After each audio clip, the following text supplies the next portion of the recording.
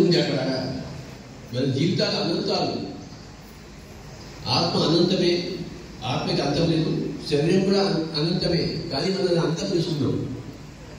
శరీరాన్ని సరిగ్గా పోషించక, సరిగ్గా చూసుకోక, ఇందులో మాంసం వేసి, ఇందులో ఆల్కహాల్ వేసి, సారా వేసి శరీరం చక్కగా చూడి, శరీరం కూడా లక్షల సంవత్సరాలు వస్తుంది.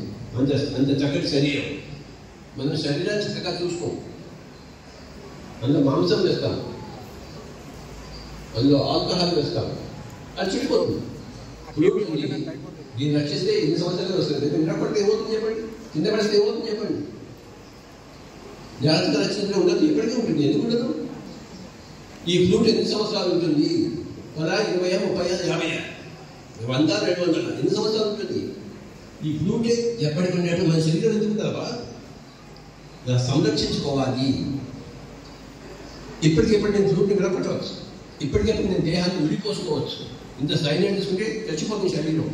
ఈ ఫ్లూట్ని ఎప్పటికీ ఉంచుకోవాలి, శరీరాన్ని ఎప్పటికీ ఉంచుకోవాలి. గుర్తుంచుకోండి, శరీరానికి ధ్యానం అవసరము.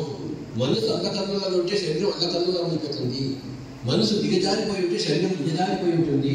మనసు ఎప్పుడు ఉల్లాసంగా ఉంటే శరీరం ఎప్పుడు ఉల్లాసంగా ఉంటుంది. మనసుని కంట్రోల్ చేసుకుంటే మన శరీరాన్ని కంట్రోల్ చేసుకుంటాము.